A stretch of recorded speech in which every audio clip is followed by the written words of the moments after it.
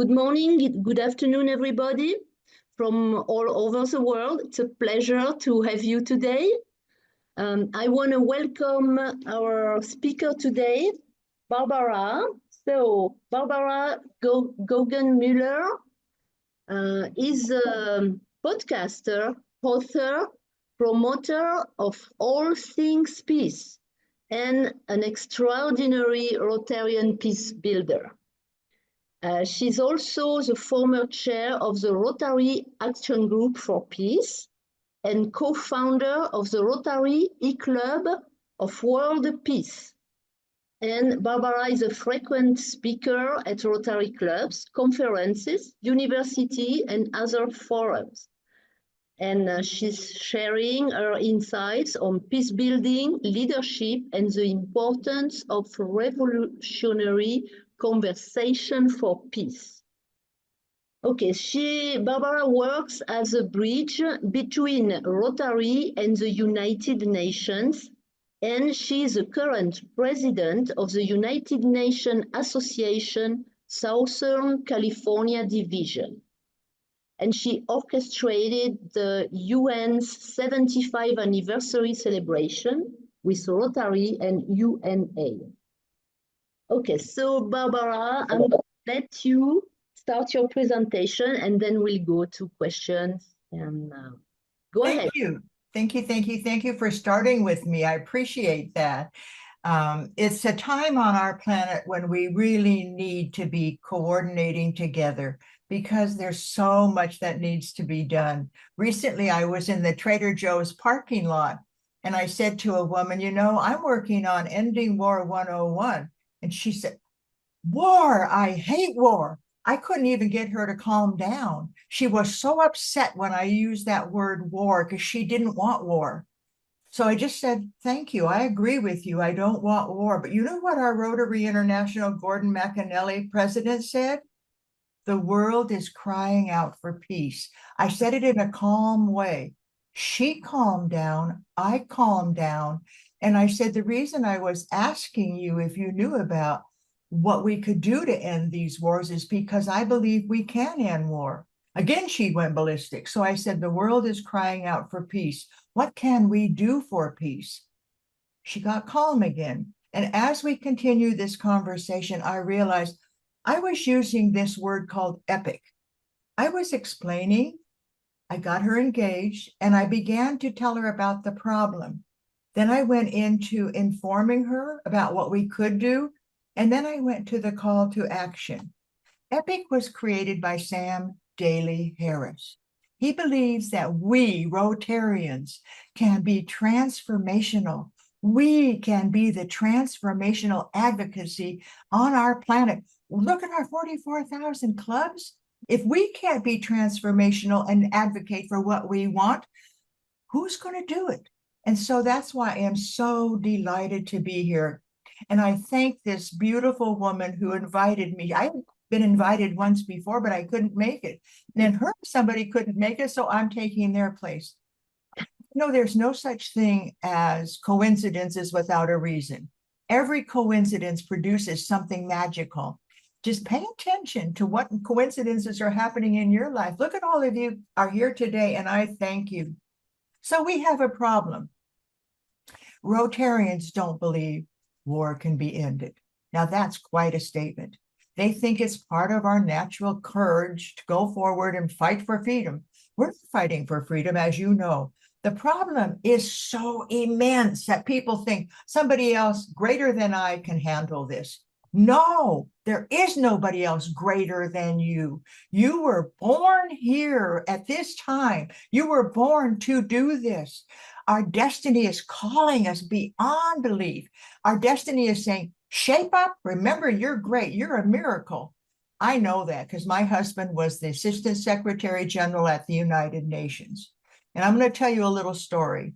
He believed that peace was possible when he was 20 years older than I. And my grandfather, when I was 3 years old, said I was going to be a peace builder. And I said, Grandpa, I don't even know what that means. And he said, someday you will see that you will be able to bring peace to our planet. So when I met Robert Mueller in 1994 at an invitational, I said, "Are you the Robert Mueller that worked 40 years at the United Nations? Are you the Robert Mueller that created the University for Peace in Costa Rica?" "Yeah, that's me." I said, "Wow." And so we began to hear what a peace builder can do. Now, I was divorced. His wife had died. And we just were like two magnets. And this is what I'm talking about. Watch your coincidences. We were like two magnets. We were always together. And everybody would say, "Why are you two always together?" We just love to be together. And we got married. Now, because I'm older and he's older, we didn't have any children, but we produced 7,500 ideas and dreams for a better world. And you can see them at robertmueller.org. Instead of having children, we created a way for the world to look at the problems, face on, handle those problems. But we still believe somebody else is supposed to do it. Okay, I marry Robert. Where do I end up? Costa Rica. When Robert said to me, robertmueller.org said to me, "I love you." Again, the coincidences. I knew in that car, if I said "I love you" back with enthusiasm, my life would change. And I said, "I love you too." I had 3 seconds to make up my mind if I wanted to change my life. Move from Santa Barbara, white house, white Jaguar, to a cabin the size of my bedroom here and live on a mountain, Mount Rasur. Mount Rasur. Look up the legend. The Mount Rasur legend in Costa Rica says there will be peace on the planet and it will start at this mountain. That was the legend. Now, how did that mountain become Mount Rasur, the legend for peace? They had a dictator in Costa Rica in the early 70s. Maybe it was even before, in the 50s. And the farmers, this is us, we're the farmers now. Let's pretend we're the farmers in Costa Rica, and we're sick of this dictator dictating to us. And all of our friends are in jail for being political prisoners. They didn't like the dictator, so into jail they go. What did the farmers do? They got together on our Mount Rasur, and they decided they were going to overthrow the dictator with machetes and the will to make a difference. That's the secret here, the will to make a difference.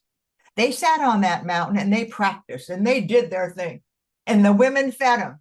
And then one day they finally had all their courage and they went down to the dictator and they said, "Go home. We don't need you anymore." He said, "But I'm in charge." They said, "Not anymore. Get out of here or we'll do something dangerous to you. And you know what you've been doing. We'll practice it on you." Well, that many farmers scared him and he left. What do you think their next step was? They went to the prisons and they said, "You political prisoners, go home to your families." And they went home to their families. He said, "There's no reason for you to be sitting here in this horrible prison. Take your families and make them part of our peace." And they did. I lived in Costa Rica after I said that enthusiasm, "Yes, I will marry you," in this tiny cabin. But what was more important than where I lived was the power to create peace together. We were next to the University for Peace.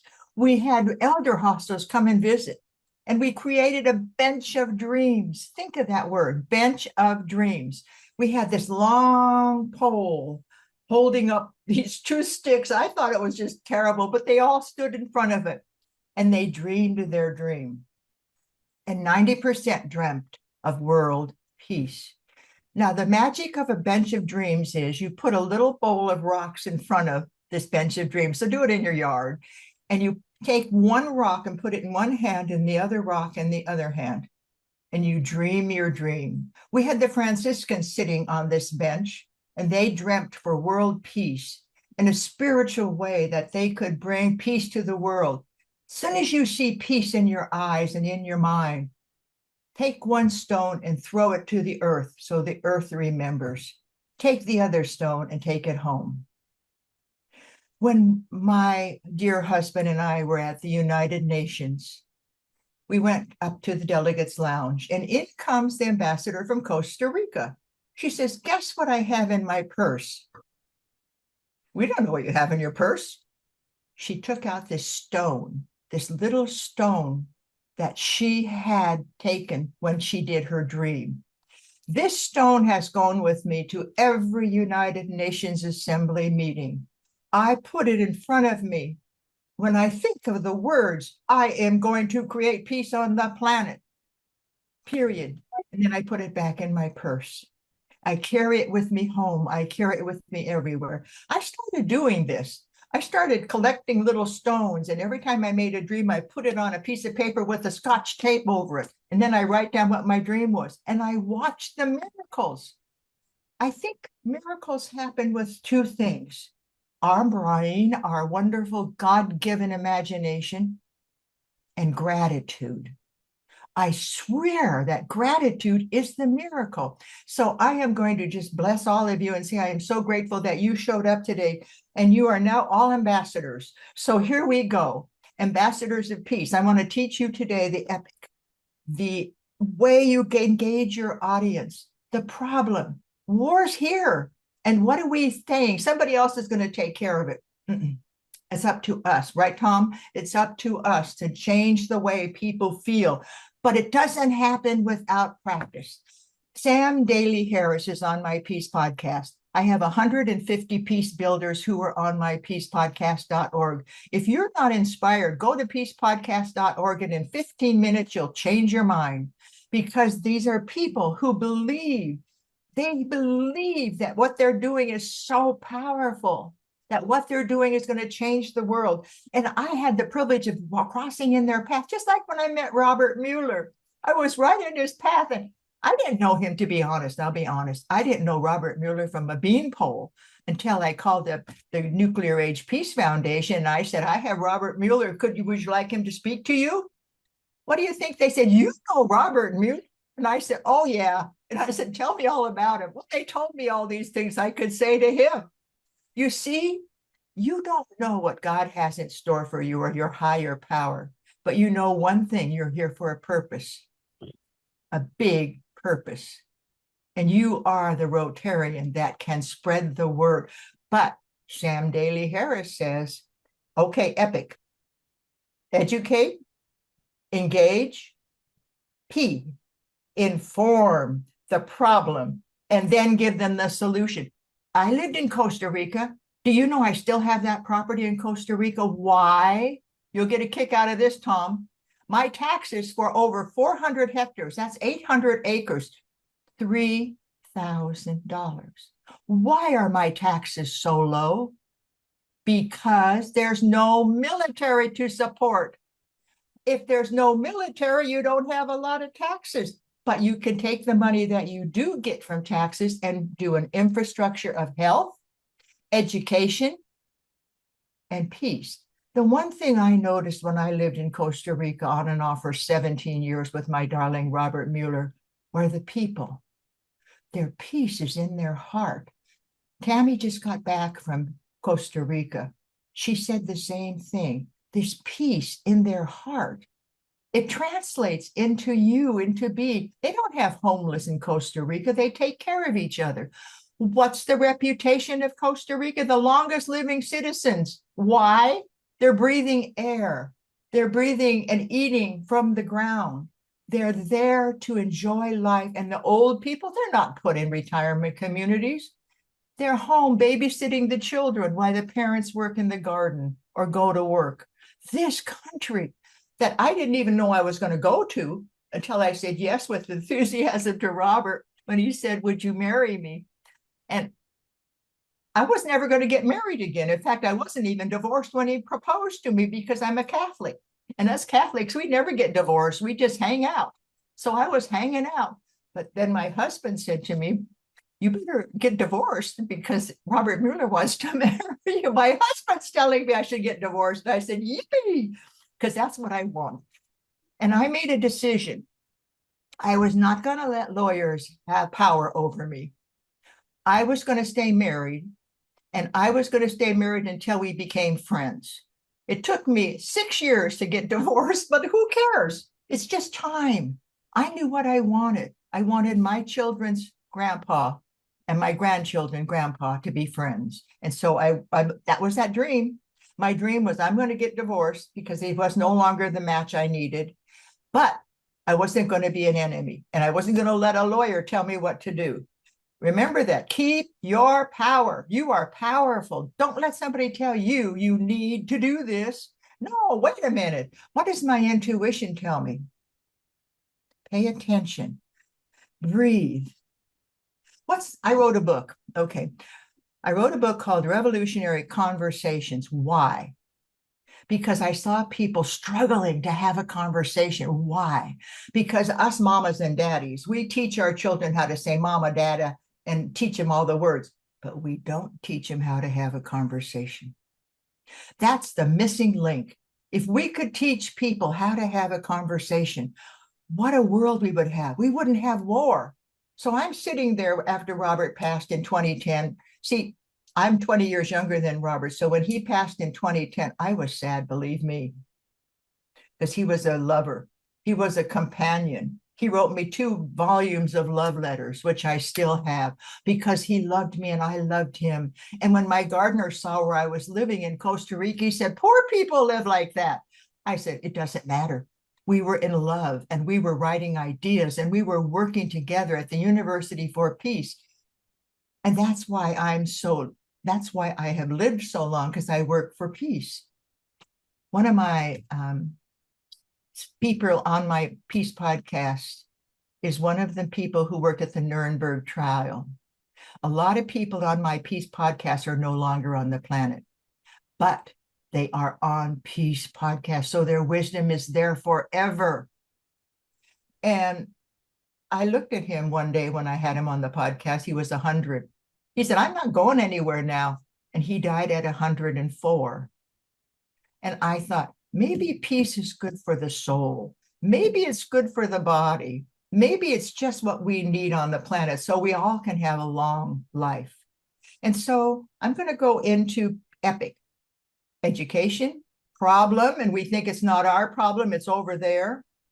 Inform. What is the solution? I gave you that in Costa Rica. They demilitarized, and they are learning how. They don't need an army in order to be safe. And now comes the big end. C, call to action. What is our call to action? I could open up the microphones and ask you to tell me, but I think in time you will be doing that, because I'll put my email in this chat. I want to hear what your call to action is.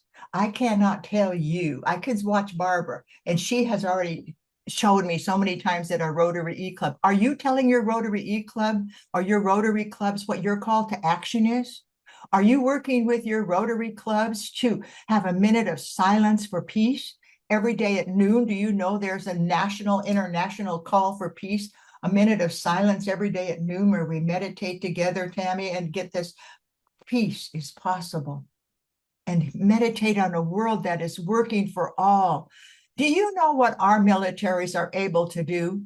They don't have to be responsible for their actions. The environment can be destroyed as they destroy the world and the people in the vicinity where they're bombing, and they don't have to be accountable. They're telling us to be accountable for what we're doing for the environment, and the wars are going on, shooting and shilling the world beautiful action. So what do we want you to do? Well, first of all, revolutionary conversations. Have that conversation with somebody. And the first step in revolutionary conversations is stop. S. You don't go to a stop sign and rush on through and pray nobody hits you. You stop until it's safe. The same thing in your conversation. So this Trumper says to me, are you going to vote for Trump? I said, no, you're not. And I said, stop. And I'm going to ask. The next one, I need a little help. S-H-A-R-E. Stop. I need a little help. Can you tell me why you're so passionate about Trump? That's the third. Ask. Stop. Help. ask. And you empty yourself of your opinions during this period. This is an Outant. Secretary General Outant said he was the best Secretary General. And Robert would say, why are you so peaceful when these people come in with these horrific problems? He said, because I empty myself of myself and I bring the problem in so I can hear it. He didn't say solve it. He said, hear it. Why do we have two ears? So we can hear. So stop, help, ask, and empty yourself so you can hear. And then the next one's a little bit chancy, but this one is called a risk. You take a risk and say, may I take a risk? I'm going to tell you what I feel. I've heard you. And then you tell them what you think could be a solution, that unity and diversity or whatever you come up with. SHARE. Once you've taken your risk and you say, the most important part of our conversation is to bring peace to this conversation. And so let's explore these ideas. Now, you can't just do this in 5 minutes. This is a 15-minute at least moment. And you just say, I want to talk a little bit about this, explore. Do you have time now? And if they say, no, I don't have any more time. Q. I'm going to ask if we could meet at a later time and have some coffee. If this person means something to you, if they're still trumping around, then you just say, thank you. I've heard so much from you today. And when the election time comes, I hope you will remember what I said, as well as I will remember what you said, and I thank you. You keep that inner peace always focused. Instead of shouting, well, brother, you're not worth talking to. You don't say that. Just don't even think it. Empty yourself of yourself and your opinions so that you are present. So the call to action, watch a couple of the Peace podcasts. Why? They're only 15 minutes. And when you're watching them, think, what is she trying to tell me? But you don't have to do it alone. Invite 3 friends in, have a party, and watch a couple of Peace podcasts. They're so much fun, right, Tammy? Tammy's always telling me, I love this Peace podcast. I watched this one. I mean, she doesn't even like the word war, and she's here today. And so what does that tell you? She's been watching these podcasts, and she knows that war is inevitable right now until we, Rotarians on the planet, begin to see that we are part of the solution. And we learn this in transformational advocacy. Now, you can talk about this transformational advocacy to people who are like you, and that's really important. Quanta's on this call. I have a group of people that I meet with. I'm going to change my background to show you something. Choose virtual background. I am now going to my background that makes me proud of my small group of supporters. This is Ending War 101, making peace possible. See, Jack, Quanta is not got her backup, but my background and Jack, we're a team of people who believe that we can end war and we can work together to get Rotary, our fabulous, do you know in 1987, I was invited to join Rotary in Hollywood? That's how old I am. And my lawyer said, you can join Rotary. I said, I can't join Rotary, I'm a woman. Sylvia Whitlock made it possible for women to join Rotary. And if you look around on this screen today, how many of us women are here? And you know what's the best thing you can do? Have a friend tell you something. Now, I have been reading the Rotary magazine today. And then Tammy tells me last night, did you read the main story? It brought tears to my eyes. I read the main story. What was I doing when I woke up this morning? I read the main story. Why? Because Tammy told me to. Tammy told me to. And she said, get a tissue. And I did. I'm going to tell you something about research. Research shows that it takes 7 knocks to get somebody to change their mind unless their best friend tells them. With enthusiasm. Don't just say, did you see that article in Rotary? No, you do what Tommy did. Get a tissue and read the main article in this Rotarian magazine. And then I always quote our last president. Stephanie's fabulous. I believe in magic. but our last president, Gordon McAnally. When I was talking to that woman at Trader Joe's and I said, I'm working on ending war, and she went ballistic, I went to Gordon McAnally in my brain. Keep these ideas in your brain and they'll be there. And so I went to Gordon McAnally, who said, the world is crying out for peace. And then I quote Paul Harris. What did Paul Harris say? Who is Paul Harris? Y'all know who he is, our founder, right? So is Carmela running as a Harris? Think about this. This is a little coincidence, isn't it? Paul Harris founded Rotary, and we have a woman running for president whose last name is Harris. Interesting. Now, think about what Paul Harris said. The path to war is a well-paved road. The path to peace is still a jungle. We are in the weeds, friends. We are in the jungle, but we can mow down those weeds if we do transformational advocacy. How do you do transformational advocacy? You identify the issue. Now, when you present the problem real fast, you must do it short. When you present to get their attention, say something exciting, like I told you about. I told this woman in Trader Joe's parking lot, I'm working on peace. I'm sorry, I wish I had said that, but I said I'm working on ending war. And you get their attention, and then you go to the next step. And then you say, no, I'm going to tell you what Gordon McAnally said, the world is crying out for peace. But it's because we are at peace, we can have these conversations. In all of these 150 podcasts, and that's a lot for you, just go to the one you want, go to somebody that you want to hear. And they all had one thing in common. They were passionate about what they were doing. They oozed it out. Now, you want the Nobel Peace Prize? One of my ICANN persons who I just interviewed just got the Nobel Peace Prize for trying to get rid of nuclear weapons and clearing our planet of these landmines. She's on my podcast. Do you know how long it took her from the kitchen table to the Nobel Peace Prize? 10 years. Listen to this woman on ICANN. Listen to what she had to say. They started in Australia on a kitchen table. And 10 years later, they win the Nobel Peace Prize. You want a Nobel Peace Prize? Get a kitchen table. Get your friends together. Decide what you can do. I'm looking at future Nobel Peace Prize winners here, guys. And I want you to invite me to the celebration because I know we can do it. When Shekhar Mehta became our international president, I love Shekhar Mehta because he had a vision for women that we would be safe. Little girls in India would not have to go into the bushes to do things that they needed to do. He made bathrooms available. Shekhar was such a passionate person. And he said, Barbara, we got to get the Nobel Peace Prize for ending polio on the planet. I said, okay, I'll help you.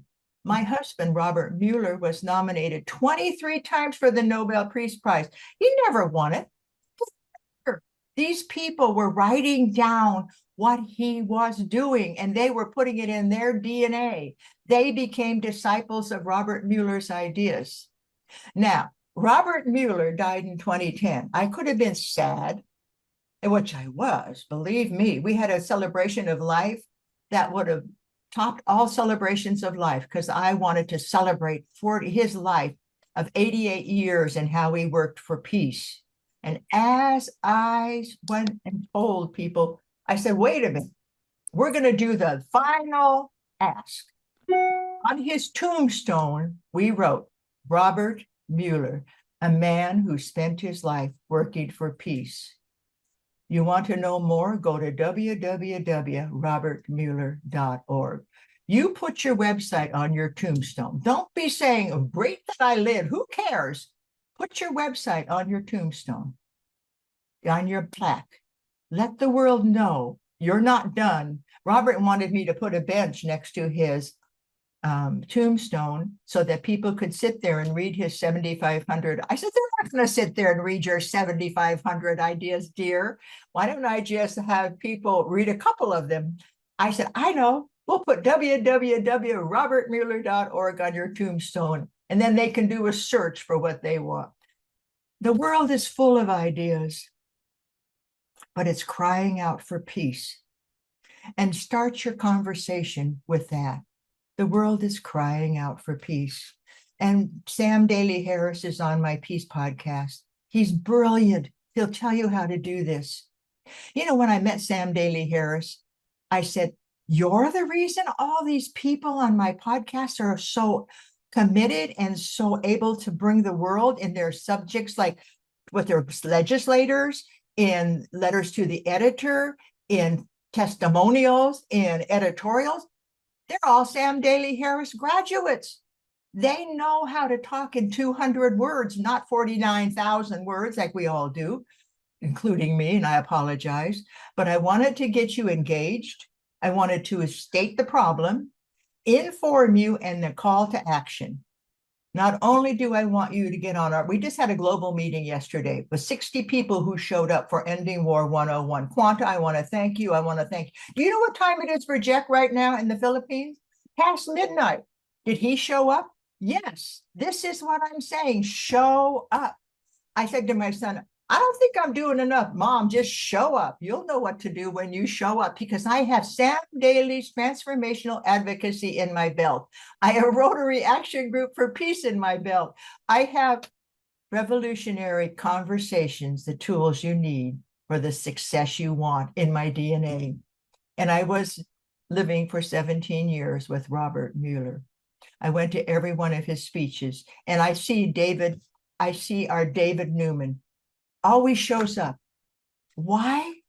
Because he knows that we are the solution to our world's issues. Rotary can be a little more bold. If I were to say one thing to RI International, shut up. No, I wouldn't say it like that. I'd say, come on, do you realize this is not a political, we're not partisan. We're just here. We want peace. That's all we want. It's not political. And so if you have an opportunity to speak to somebody, make sure you know what you want to say. Practice it. Get on Zoom. You don't have to have an audience. Listen to yourself. What is the problem? What is this? Okay, epic. Engage, the problem, solutions, inform, and then call to action. Join the Rotary Action Group for Peace. I promise we'll have lots of Zoom calls where I can hear your solutions. Join, and be sure you go to peacepodcast.org and watch Sam Daly Harris. He's number 124. You can watch me. I've already done this speech in Sebastopol, and you can see what I said in case you forgot what I said today. You can listen to David Swanson. He was our speaker yesterday. World Beyond War. Right, Jack? He was phenomenal. He was phenomenal. He told us why he decided. Oh, let me tell you something. I'm going to tell you something I learned yesterday. You know what he said? When he was a senior in high school, they invited him to be an exchange student for Rotary. He said that changed his mind about the world. He became an exchange student. So motivate your exchange students in Rotary to go someplace way far away. We took care of one or two of these international scholars who were graduating from high school, and they love each other. They learn how to love other people because they get together in the community where they are. That's why he started World Beyond War, because he was a Rotary International student. We got to write this up. We got to let people read this in the Rotary magazine, Tammy. You and I are going to write an article for the Rotary magazine, and Claudia, I want you to be there too. We all got to tell them this is what we want.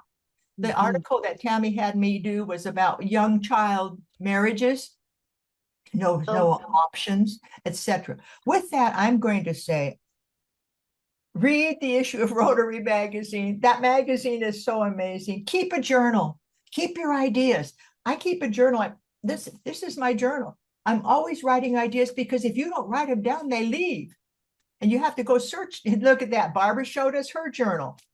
And the last thing is to love. The thing that kept me on Mount Rasur was loving my husband, knowing that he was at the University for Peace. I didn't have a stove. I had no hot water. I took a shower with this electric thing over my head and I prayed I wouldn't get electrocuted. And I didn't have a proper bathroom. I'll end with one last story. John Denver came to visit us because it was by the University for Peace, right? And so here's John Denver, and he says, may I use your bathroom? And I thought, oh, dear God, he's going in our bathroom. Our bathroom was nothing but a hole in the wall, and that was it. And then we had this little cement thing outside. So he didn't come out. And we're sitting there. I hope he's okay. And then he comes out and he's crying. And he said, Robert, my wife left me the saddest day of my life because she took my little girl. And I said, well, I'm sorry. And he said, but it was you, Robert, that gave me the courage to forgive her. On the wall beside the bathroom, you have the poem, Decide to Forgive. When you forgive, it's the greatest gift you can give to the world. And to yourself, you don't carry that harmful decision to hold on to that anger. I thank you, Robert Mueller. I thank you with all my heart because you had that on the wall. We didn't have much else, but we had a wall. And on there, he would post these pictures and his poems, Decide to be peaceful, render your peace wherever you go. I could go on for 2 more hours, but I think you're probably tired of hearing me. And now that you're so fulfilled with glorious ways to bring peace to our planet, I thank you for this 25, 30 minutes that you gave me of your precious life. You're here for a reason and you're all precious. If you don't believe me, listen to Jennifer K. Hill. Jennifer K. Hill says, cherish yourself. Cherish yourself. So I give you permission to cherish yourself and do what people have told me for years. Look in the mirror and say, I love you to yourself. And with that, Claudine, may I just give you a thank you for inviting me today. You have given me so much courage to go forth and work again on the wars that need to be ended. I love all of you. Thank you, thank you, thank you.